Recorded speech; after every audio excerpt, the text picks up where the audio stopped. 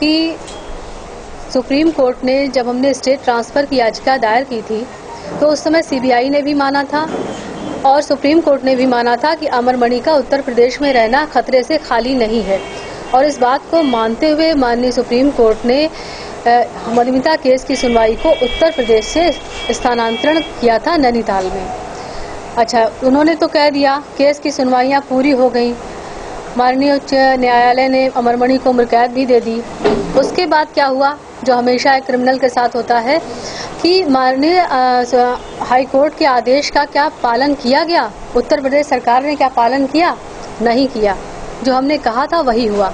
इसके लिए हमने तमाम आरटीआई, गोरखपुर प्रशासन को, आईजी कारागार को, जितने भी संबंधित लोग हैं उनको हमने बाकायदा लिखित बताया, समझाया।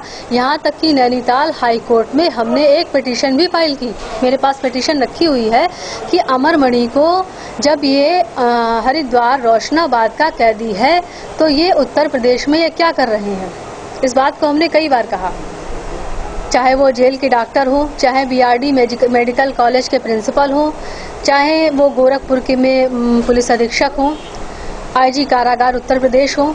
मेरे पास सारे पेपर हैं, सभी से कहा, लेकिन कुछ नहीं हुआ। सबने कहा कि नहीं नहीं यही ठीक है। क्या हरिद्वार में मेडिकल की सुविधाएं नहीं हैं? इसके बाद जब नैनीताल हाई कोर्ट में हमने एक पिटीशन फाइल किया, सारे आरटीआई अपने सारे पेपर वगैरह इकट्ठा कर करके, तो हाई कोर्ट नैनीताल ने आईजी कारागार विनोद शर्मा जी, उनको ये कहा कि आप 3 हफ्ते के अंदर इस मामले पर अपनी रिपोर्ट दें।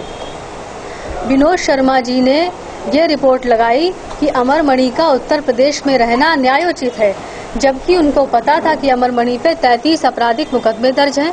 और हमारे हर पत्र में हमने ये कहा था कि अमरमणि कोई ना कोई कांड करेंगे, मर्डर करेंगे, ये हमने कहा था। लेकिन उन्होंने कहा नहीं, अमरमणि का हरिद्वार में नहीं बल्कि यूपी में ही वो रहें। अब जब इस केस में सारा हत्याकांड में जब सीबीआई लगेगी, चूंकि मैं 12-13 साल से इस केस की बराबर पैरवी कर रही हूँ, तो अगर सीबीआई हमसे चाहेगी तो मेरे पास सारे वो पेपर हैं, कागज हैं, जिसमें विनोद शर्मा जी ने, तमाम जो लोग हैं, उन्होंने बोला था कि नहीं अमरमणि का तो यूपी में ही रहना ठीक है। तो ये सारे पेपर उपलब्ध हैं हमारे पास।